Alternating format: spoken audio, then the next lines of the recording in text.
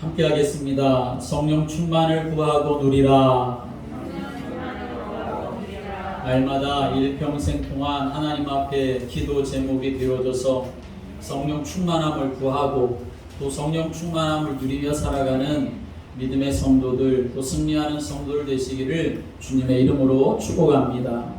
하나님은 하나님의 자녀가 하나님이 함께 하시는 성령 충만함으로 살고 또 그 은혜를 누리며 살아가도록 축복하시기를 기뻐하시는 분이 되심을 믿으시길 바랍니다. 그런데 사람들은 이런 영적 사실을 잘 모르니까 그저 이 세상에 자기만 위하여서 열심히 살아갑니다. 열심히 재물 모으는 데만 온갖 마음과 생각과 열심히 다 있습니다. 그래서 무슨 말까지 있습니까? 개같이 벌어서 정승같이 쓰라 하는 말이 있지요. 돈에 대한 이야기지요.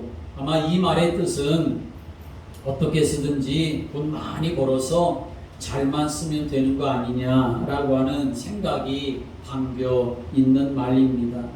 세상 사람들의 이야기입니다. 어찌 보면 세상의 이치로는 틀린 말이 아닌 것처럼 들려질 수 있습니다. 그러나 우리는 세상의 이런 말에 매우 주의해야 합니다. 그리고 오히려 성경에서 하나님께서 말씀하시는 바가 무엇인지를 우리는 잘 알고 보아야 합니다. 성경에는 모든 돈이 다 똑같은 돈이 아니라는 것을 우리에게 알려주고 있습니다. 똑같이 버는 돈이지만 어떤 이는 그 돈을 하나님의 소원과 계획을 이루면서 후대를 살리고 하나님 나라를 이루는 데 사용하지만 그러나 어떤 이는 그 돈 때문에 재앙과 저주 가운데 빠지게 되는 것을 성경을 통해서 우리가 볼 수 있지요. 예를 들어 보면 아브라함과 롯이 그랬습니다. 아브라함이 롯과 함께 갈대아 우르를 떠납니다. 그리고 둘이 한 곳에 같이 살 수가 없을 만큼 둘 다 모두 거부가 되어집니다. 아브라함은 많은 부를 누리는데 자기 집안의 가병을 그렇게 거느릴 만큼 부를 누리게 됩니다. 똑같은 시간에 아브라함의 조카 롯도 소알 땅에서 소돔과 고모라에서 큰 부를 누리게 되지요. 그 소돔과 고모라는 이미 문화가 굉장히 발전되어져 있었던 곳이고 부유한 곳이었습니다. 잘 사는 사람들이 있었던 곳이었습니다. 세상 사람들의 눈으로 보면 아브라함도 잘 살고 롯도 잘 산다고 할 것입니다. 그러나 아주 중요한 차이가 있습니다. 롯이 가졌던 그 돈은 결국 롯을 재앙 가운데로 이끌고 말았습니다. 그 돈은 롯으로 하여금 재앙이 오는 것을 피하지 못하고 결국 전쟁에 휘말려서 자기와 자기 집안의 모든 사람들이 포로로 다 끌려가고 그리고 자기 재산도 다 빼앗기고 말았습니다. 자기가 가지고 있었던 그 재물의 부유함이 자기를 살리거나 구하거나 건지지를 못했던 것이요. 그런데 반대로 아브라함은 그 아브라함이 가지고 있었던 그 돈으로 부유함으로 자기 집안의 가병을 키우고 자기의 제자를 그렇게 정말 믿음으로 세우고 롯이 전쟁 중에 그렇게 포로로 잡혀가고 다 빼앗겼다고 하는 소식을 들었을 때 아브라함은 자기의 부유함을 통하여서 얻은 그것을 가지고 롯을 구원하고 롯이 빼앗겼던 것을 회복시켜 주시고 그리고 하나님을 온 땅에 알리게 했었던 은혜와 축복의 부유함, 돈을 가지고 있었던 것을 성경 우리에게 보여주고 있는 것이죠. 여러분 세상 사람들은 돈만 많이 벌면 된다고 생각을 하지요. 조심해야 합니다. 어떤 돈은 사람을 죄와 재앙 가운데 빠지게 하고 어쩌면 하나님을 떠나게 하고 하나님을 대적하게 하고 하나님을 모르게 하는데 쓰임받는 돈이 세상에는 너무나 많이 있습니다. 흑암 경제에 빠져서 살아가는 사람들이 너무나 많이 있습니다. 노아 시대에 많은 용사와 영웅들이 있었습니다. 많은 용사와 영웅들이 있었다는 것은 그만큼 힘 있는 사람들, 가진 사람들, 능력 있는 사람들, 부유한 사람들이 많이 있었다는 것이지요. 물론 그때 노아도 거부였습니다. 하나님이 노아에게 방주를 만들어라 이렇게 말씀하셨을 때 노아는 하나님 좀 가진 것 없어서 못해요 그렇게 말하지 않았습니다. 왜냐하면 노아도 이미 그것을 충분히 만들 만한 그런 기술과 돈을 부유함을 가지고 있었기 때문이지요. 노아도 부자였고 노아 시대의 사람들도 부자였습니다.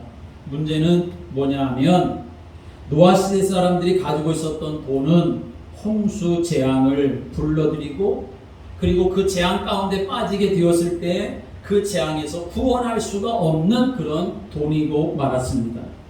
그런데 노아 가지고 있었던 그 돈은 재앙을 꺾어내고 재앙에서 생명운동하고 방주운동하는 그런 돈으로 사용되어지게 되었던 것을 성경 우리에게 보여주고 있습니다. 그래서 예수님이 누가복음 16장에서 그런 말씀을 하신 것입니다. 부자는 그 많은 재산 때문에 어쩌면 내가 부유한 것이 많아서 아쉬운 것이 없으니까 하나님을 만날 그런 이유가 없는 인생이 되고 말았던 거지요. 그렇게 살 바엔 거지로 살자라고 하는 말이 아닙니다. 기독교인들이 날마다 김치만 먹고 고무신이나 신고 맨날 걸어다니고 그게 그렇게 자랑스럽고 대단한 삶이겠습니까? 교회가 얼마나 할 일이 많고 부대를 살리고 세계복음화해야 할 그러한 일에 우리가 얼마나 하나님이 경제의 축복을 주셔야 될지를 우리가 알고 있고 또 사모하고 있는데, 그런데 그렇게 부자로 살면서 하나님 모르고 하나님 만날 이유도 없이 아쉬움이 없이 그렇게 살 바에야, 그러다가 결국엔 재앙 만나고 영원한 멸망 가운데 빠질 바에는 차라리 거지로 살면서 우리는 하나님 아니면 안 된다고 하는 그런 믿음으로 사는 게 차라리 낫지 않냐라고 하는 것을 예수님은 또 한편 말씀하시려고 하시는 거죠. 아니 그럼 목사님, 이거 우리가 돈 벌고 살아야 됩니까? 말아야 됩니까? 부자로 살아야 됩니까? 말아야 됩니까? 돈 많이 벌고 부자로 사는 게 축복이라는 말입니까? 축복이 아니라는 말입니까? 여러분, 그게 중요한 게 아니라 그 이전에 그보다 더 중요한 한 가지를 우리가 바로 알아야 돈이 많은 것도 복이 되는 것이고 부자로 사는 것도 복이 되는 것이고 하나님 앞 경제의 축복을, 복음 경제의 축복을 받을 이유를 우리가 알아서 하나님 주시는 그 축복의 그릇을 가지고 하나님의 영광 위에 삶을 살아갈 수가 있게 되는 거지요. 그것은 돈이 중요한 것이 아니라 과연 돈을 버는 그때에, 돈을 벌려고 하는 그 시간에 나의 영적인 상태가 어떠한가 하는 것을 우리는 봐야 한다는 것입니다. 거기서 모든 차이가 사실은 다 나는 것입니다. 설령 나의 영적인 상태가 정말 최상의 상태에 있다고 한다면 요셉처럼 좀 노예가 되더라도 감옥에 갇혀라도 문제가 될 것이 없는 것이지요.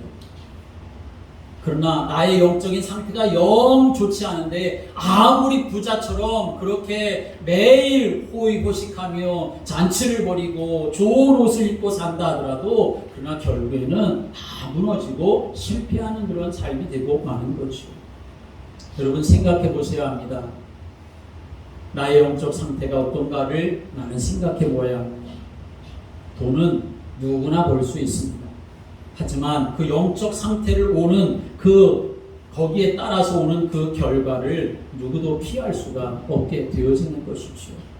그렇다면 더 나아가서 어떻게 해야 나의 영적인 상태를 정말 좋게 할 것인가?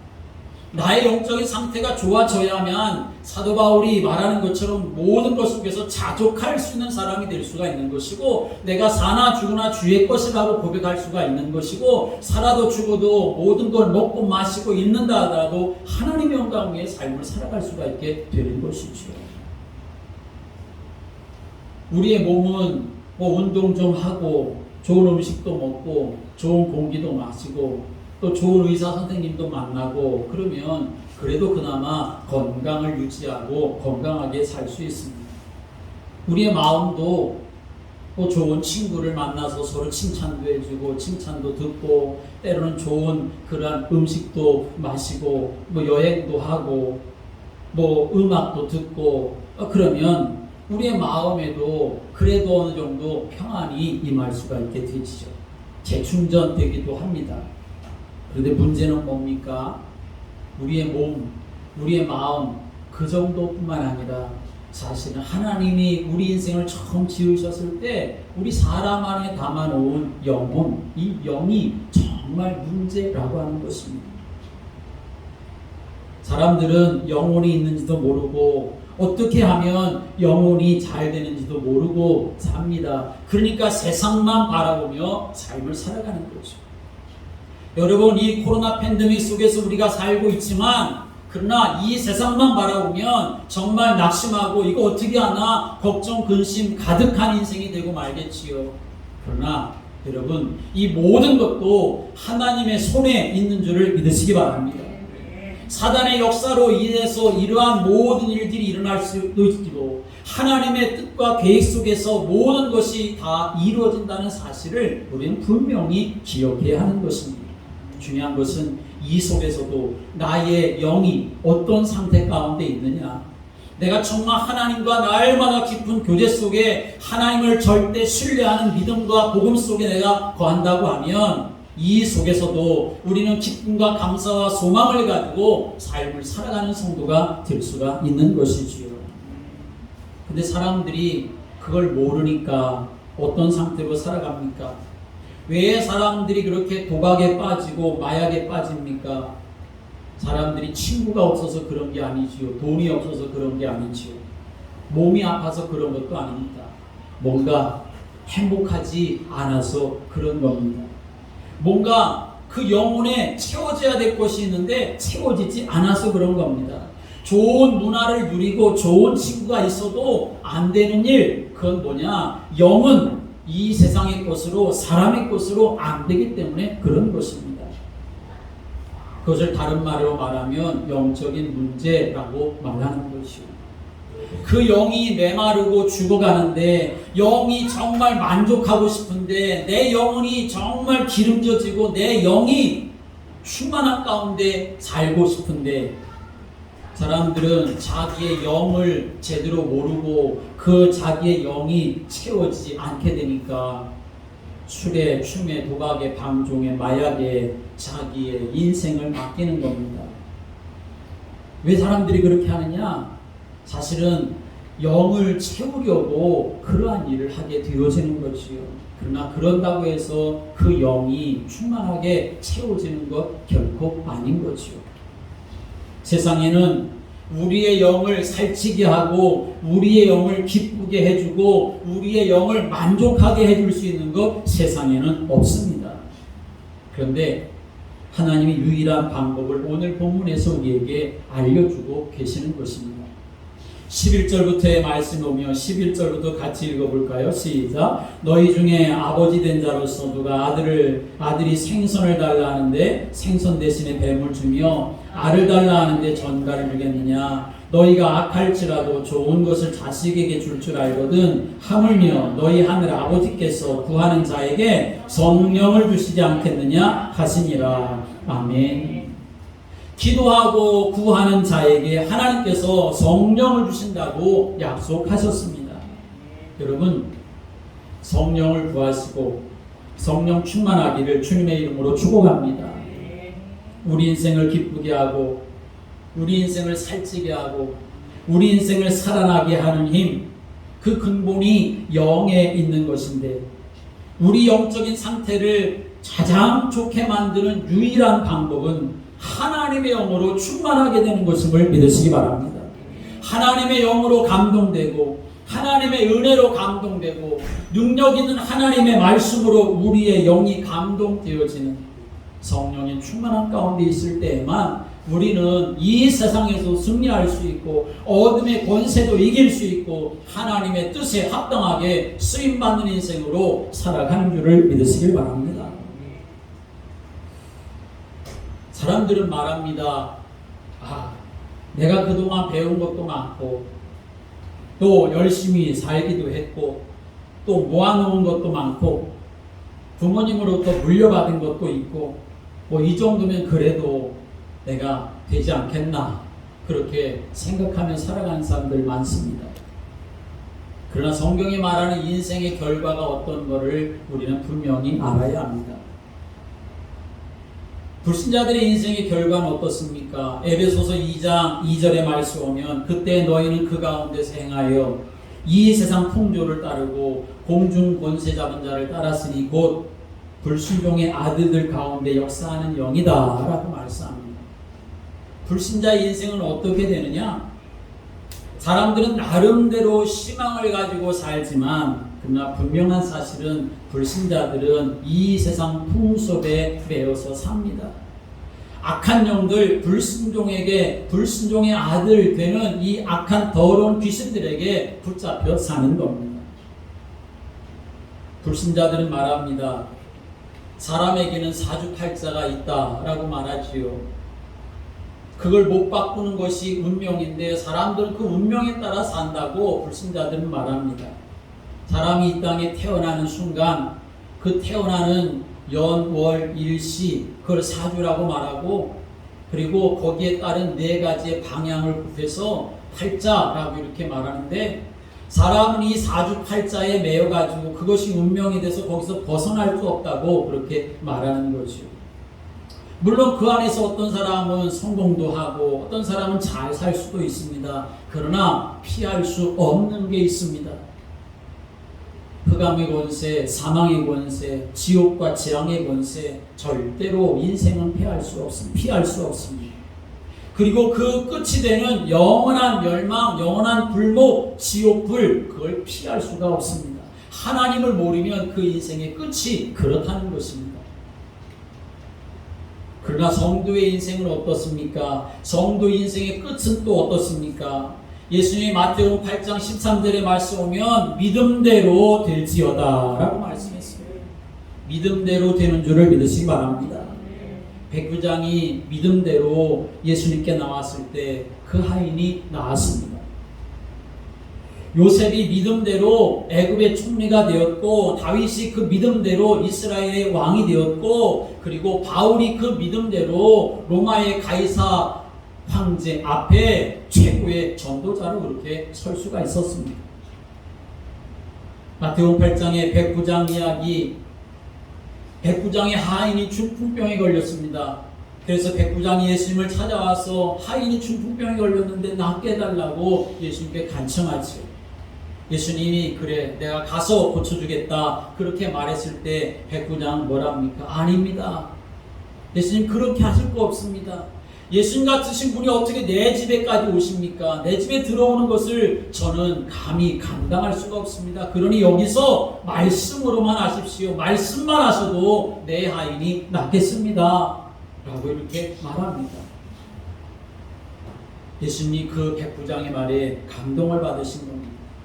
오지 않으셔도 예수님이 여기서 말씀 한마디만 하셔도 내 하인은 나을 것이라고 하는 그 믿음을 고백하고 선포하니까 예수님께서 감동받으셔서 그래 네 믿음대로 될지어다 라고 이렇게 말씀하신 것입니다. 여러분 믿음 있는 자가 홍해를 건너고 믿음 있는 자가 요단도 건너고 믿음 있는 자가 가나안 땅을 정복하게 되는 줄을 믿으시기 바랍니다. 믿음이 무너지면 아무것도 안 되는 겁니다.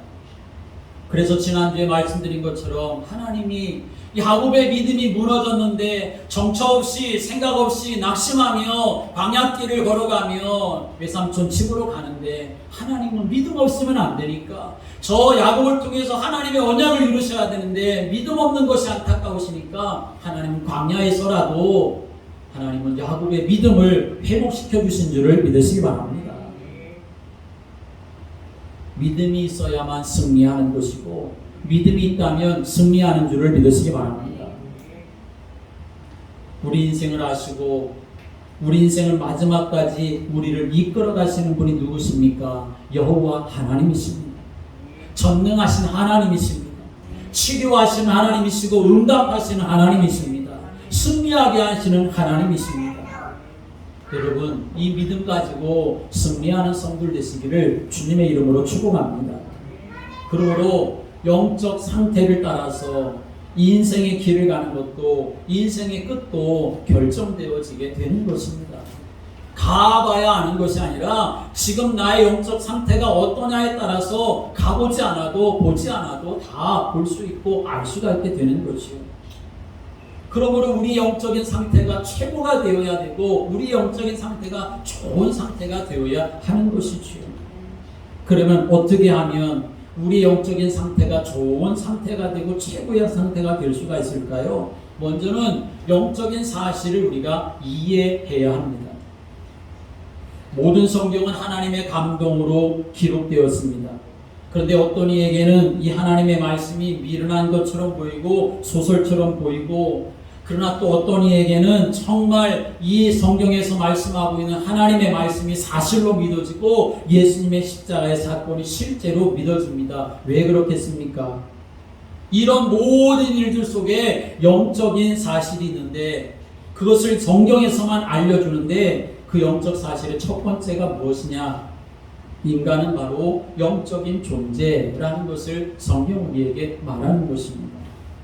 인간이 처음 창조되었을 때 인간은 영적 축복 속의 인간으로 하나님이 창조하신 줄을 믿으시기 바랍니다. 원래 인간은 하나님의 형상대로 창조되어서 하나님과 함께 할 때만 행복할 수 있는 존재로 하나님이 이렇게 만드셨습니다. 그런데 인간이 타락하게 되어지지요. 하나님께서 선악과를 따먹지 말라고 하셨는데 아담과 하와가 사단에게 속아서 그만 그 언약을 지키지 못하게 되었습니다. 그 결과 영적으로 실패한 인생의 모습은 참혹한 결과를 가져오게 되었습니다.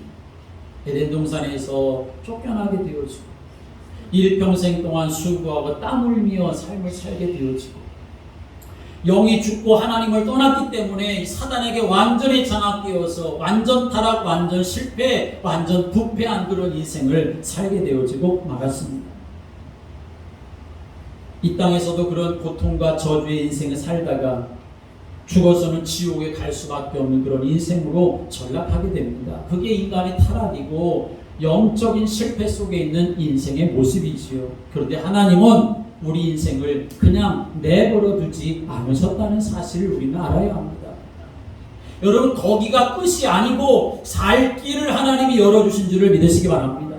지금 실패 속에 있는 사람이 있습니까? 지금 걱정과 염려 속에 있는 사람이 있습니까? 지금 두려움 속에 있는 사람이 있습니까? 여러분, 그게 절대로 끝이 아니라는 사실을 아시기 바랍니다.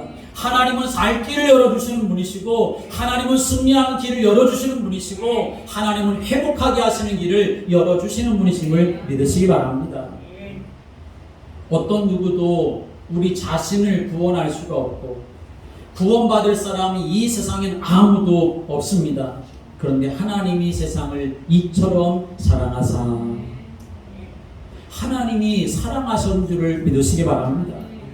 하나님이 저와 여러분을 사랑하셔서 죄 가운데 있는 인생이지만 마귀한테 속아서 종노릇하고 저주 가운데 그리고 영원한 멸망 가운데 살아가야 될 인생이지만 하나님은 사랑이시기 때문에 하나님은 사랑하셔서 독생자 아들 예수님을 이 세상에 보내시고 십자가에서 희생의 제물, 대속의 제물이 되게 하셔서 저와 여러분에게 구원의 길을 열어주신 줄을 믿으시기 바랍니다. 그래서 예수님을 믿기만 하면 구원받습니다. 주 예수를 믿으라 그리하면 너와 내 집이 구원을 받으리라 말씀했습니다. 사람이 마음으로 믿어 의에 이르고 입으로 시인하여 구원에 이른다 말씀하셨습니다. 내가 진실로 너희에게 이르노니 누구든지 내 말을 듣고 또 나 보내신 이를 믿는 자는 영생을 얻었고 심판에 이르지 아니하나니 사망에서 생명으로 옮겼느니라 말씀했습니다. 예수님이 구원의 문이 되시는 줄을 믿으시기 바랍니다.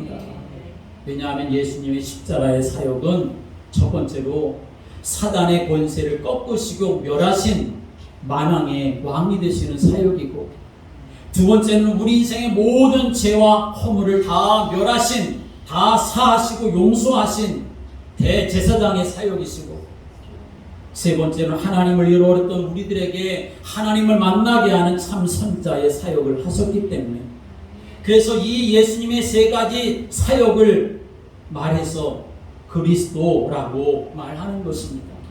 그래서 예수님만이 그리스도가 되시는 것입니다. 예수님만이 유일한 그리스도이고 유일한 메시아고 유일한 구원자가 되는 줄을 믿으시기 바랍니다. 성경은 이 사실의 핵심을 담고 있는 것입니다. 성경에 66권이 있지만 그러나 이 사실을 성경은 쭉 풀어서 말씀하고 있는 것입니다. 그분이 오실 것인데 그분의 오실 것을 증거하고 오시면 어떻게 할 것이라는 것을 계속 말하고 있는 것이 바로 구약의 성경이고, 그분이 실제로 오셔서 이제는 어떤 일을 하셨고 또 앞으로 어떻게 될 것이다 라고 하는 것을 말하고 증거하는 것이 신약의 성경인 것이죠. 그러므로 하나님의 자녀는 이 사실을 먼저, 이 영적 사실을 먼저 이해해야 합니다. 이 사실을 믿는 자에게 하나님이 함께 하시겠다 약속하셨습니다. 예수님이 함께 하시겠다 약속하셨습니다. 그래서 요한계시록 3장 20절에 말씀 오면 볼지어다 내가 문 밖에 서서 두드리노니 누구든지 내 음성을 듣고 문을 열면 내가 그에게 들어가 그와 더불어 먹고 그는 나와 더불어 먹으리라 말씀하셨습니다. 우리의 영을 최고로 좋게 하는 것은 바로 하나님의 영이신 성령이 우리 안에 들어오셔서 내 뜻대로 내 감정대로 내 힘대로 내 경험대로 살겠다는 것이 아니라 하나님 나를 인도해 주십시오. 하나님 내 삶 속에 역사해 주십시오. 성령으로 역사해 주시기를 간절히 사모하며 삶을 살아가는 것만이 그 영혼이 잘 되는, 그래서 범사가 잘 되는 하나님의 은혜와 축복을 누리는 길이 됨을 믿으시길 바랍니다. 그러면 이렇게 우리가 성령 충만해야 되는데 어떻게 성령의 충만함을 누릴 수가 있겠습니까? 그 성령의 충만함을 누리는 방법, 그리고 성령의 충만함을 누렸던 사람들이 승리하며 살았던 것을 기록한 것이 바로 사도행전의 말씀이지요.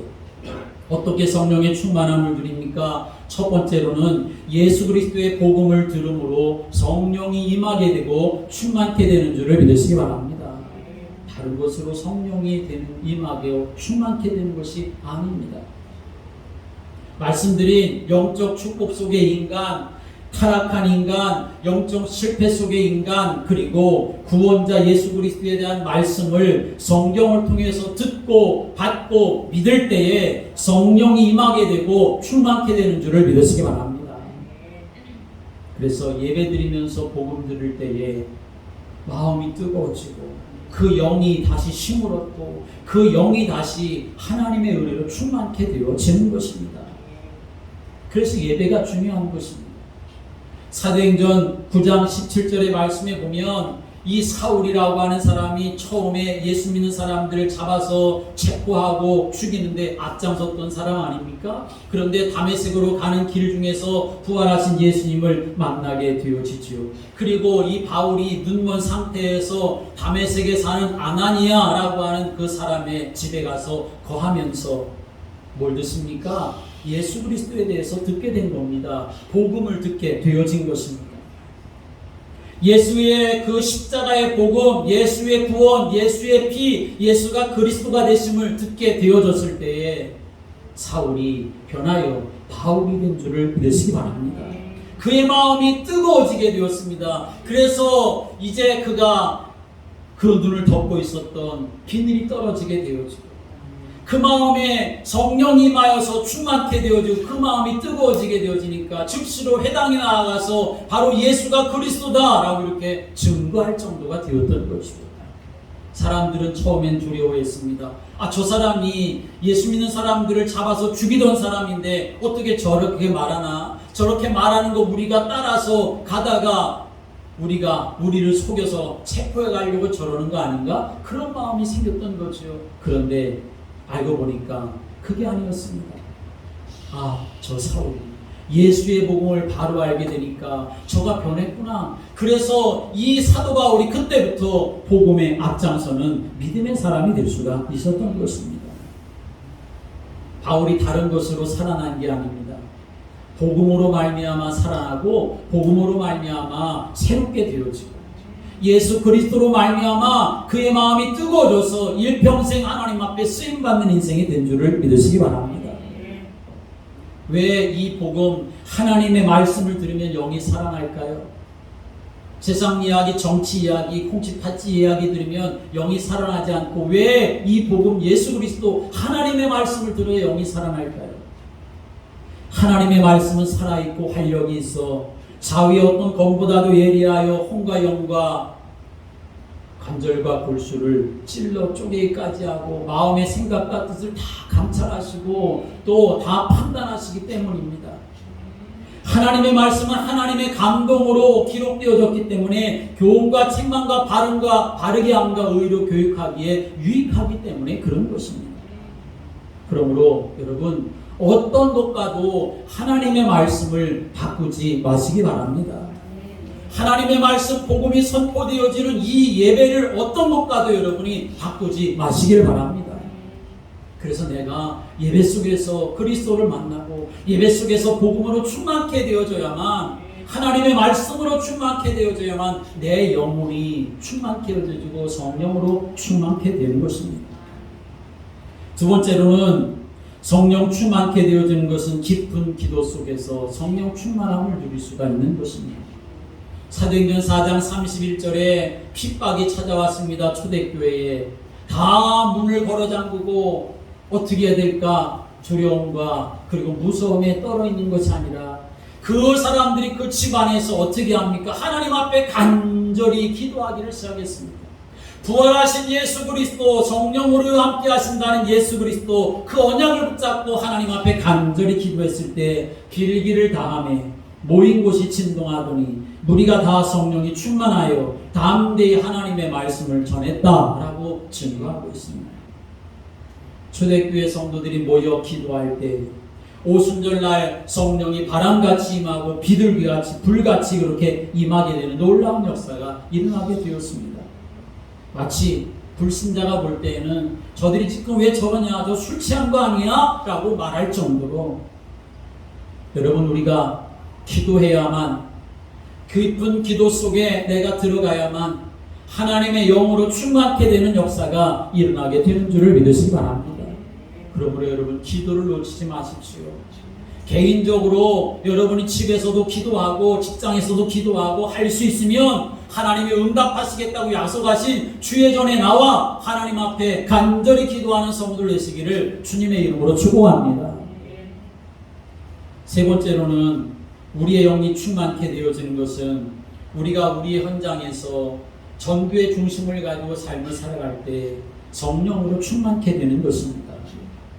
사도행전 4장에 베드로와 요한이 이제 3장에서 성전 비문에 앉은 뱅이를 이제 못 걷는 사람 예수의 이름으로 일으키게 했을 때에 그 사람들이 오히려 베드로와 요한이 체포되어져 가지고 공회 앞에 서게 되어집니다. 너희들이 왜 이렇게 하느냐? 무슨 이유로 이렇게 하느냐? 예수 이름 말하지 말라고 하는데 왜 예수 이름 말하느냐? 다음부터 절대로 얘기하면 절대로 그냥 용서하지 않겠다. 그렇게 협박을 당하게 되는 그러한 일이 나게 되어지죠.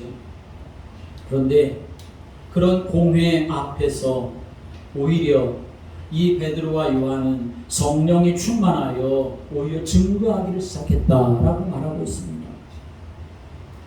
자기들이 위협을 당하고 협박을 당하는 그러한 중에도 천하인간의 구원 얻을 만한 다른 이름을 우리에게 주신 적이 없다고, 우리는 보고 들은 것을 말하지 않을 수가 없다고, 바로 예수가 우리의 그리스도가 되신다고 그 현장에서 증거하게 되어지니까 성령이 그들 가운데 역사하게 되고 충만케 되었던 것입니다. 여러분, 내가 삶을 살아가는 현장, 그저 여러분들이 일을 하고 돈 버는 현장으로만 생각하지 마십시오. 이 현장에도 하나님이 예비한 영혼이 있고 생명의 역사가 일어나고 구원의 역사가 일어날 현장이라는 사실을 믿고 그 마음의 중심이 하나님, 이 현장에 하나님의 구원의 역사가 일어나기를 간절히 기도하고 생명 구원하려고 하는 마음 중심 가질 때 여러분에게 성령이 충만하게 임하게 될 것이고 그 현장에 성령이 역사하는 줄을 믿으시길 바랍니다. 그러므로 영적 축복 속에 인간, 영적 타락 속에 그 인간의 실패, 그러나 구원하시는 주 예수 그리스도, 우리가 그 말씀을 내가 들을 때 말씀을 통해서 그리고 그것을 되새기면서 하나님 앞에 간절히 기도할 때, 그리고 그 역사가 우리 현장에서 일어나기를 간절히 소원하며 전도의 마음과 중심을 가지고 삶을 살아갈 때 성령이 여러분에게 충만케 임하게 되는 줄을 믿으시기 바랍니다. 그 마음이 없으면 세상의 것으로만 가득 차고 말겠지요. 왜 마음속에 근심 걱정이 가득하게 될 것이고, 아니면 그냥 세상에서 그냥 마음껏 놀아보자 그런 마음이 가득하게 될 것이고, 아니면 미움과 증오로 가득하게 되어지고 말겠지요. 여러분, 그러지 마시고 주의 성령으로 충만되기를 간절히 사모하시기를 주의 이름으로 축원합니다. 성령 충만하면 어떤 역사가 일어날까요? 모든 어둠의 권세가 무너지고 하나님 나라가 임하는 줄을 믿으시기 바랍니다. 이사야 60장의 말씀에 오면 어둠과 캄캄함이 온 땅 만민을 다 덮었다고 말하고 있습니다. 그런데 여호와의 영광이 임하게 되는 역사가 일어나게 되어집니다. 어떻게 여호와의 영광이 임하게 되어집니까? 예수 그리스도를 통해서 임하게 되어지는 것입니다. 복음을 통해서 임하게 되어지는 것입니다. 그 복음이 정말 나의 복음이 되고 내가 삶을 살아가는 현장에 복음이 되려면 내가 성령으로 충만케 되어지는 길밖에는 없는 것입니다. 성령 충만함을 누리면 회복되고 살아나는 삶을 살게 되어 있습니다. 요한삼서 1장 2절의 말씀 보면 사랑하는 자여 내 영혼이 잘된 같이 네가 범사에 잘되고 강건하기를 원한다 라고 이렇게 증거하고 있습니다. 진리 안에 거하고 성령의 충만함을 누리는 사람에게 하나님은 치유하시고 회복하게 하시고 살아나는 역사 일어나도록 하나님이 약속하고 계시는 줄을 믿으시기 바랍니다. 내가 빼앗긴 것 있어서, 놓쳐버린 것 있어서, 무너진 것 있어서, 내 마음에 속상함이 있고 그렇게 한 사람이 원수처럼 보이고, 여러분 거기에 속지 마시기 바랍니다. 내가 그런 상황 속에 있어도 내가 성령 충만하기를 하나님 앞에 간절히 기도하면 내 영혼이 그것을 다 이길 수 있고 용서할 수 있고 회복하게 하시는 하나님께 소망을 두기 때문에 하나님의 인도와 역사 속에 살아가게 되는 줄을 믿으시기 바랍니다.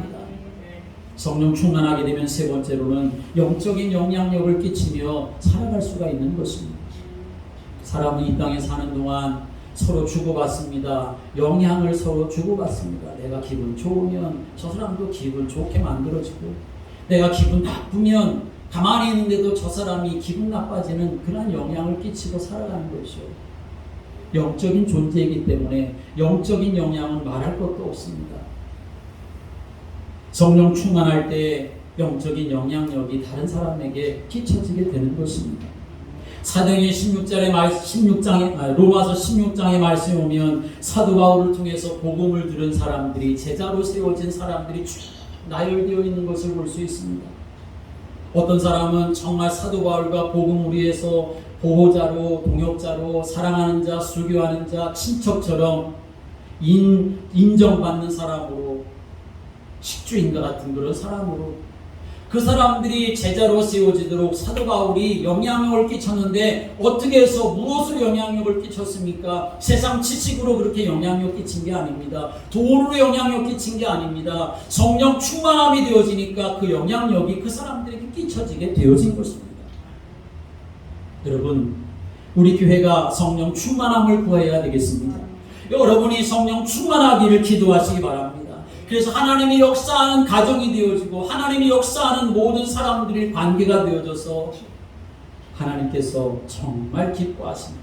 오늘 분명히 말씀하십니다. 예수님께서 말씀합니다. 너희가 악할지라도 좋은 것을 자식에게 줄 줄 아는데 하물며 너희 하늘아버지께서 구하는 자들에게 성령을 주시지 않겠느냐 말씀하셨으니, 여러분 한 주일 동안 성령 충만함을 구하시길 바랍니다. 성령 충만함을 누리시기 바랍니다. 그래서 하나님이 역사하는 현장 속에서 삶을 살아가는 그러한 믿음의 성도들 되시기를 주의 이름으로 축복합니다. 기도드리겠습니다. 하나님 아버지, 세상의 것으로 우리가 사는 것이 아니라 하나님의 최고의 은혜, 성령 충만함으로 살아야 하는 하나님의 자녀로 저희들이 거듭났습니다. 주님 말씀 들을 때, 복음 들을 때, 예수 그리스도를 들을 때에 성령 충만하게 하여 주옵시고, 기도로 성령 충만하게 하여 주옵시고, 생명의 그 구원의 역사를 마음에 품고 하나님의 은혜를 구할 때 성령이 충만하게 하여 주셔서 우리도 하나님 이 시대에 요셉과 같은 사람, 다윗과 같은 사람, 그리고 바울과 같은 사람으로 세워지도록 역사하여 주옵소서. 예수님의 이름으로 기도드립니다. 아멘.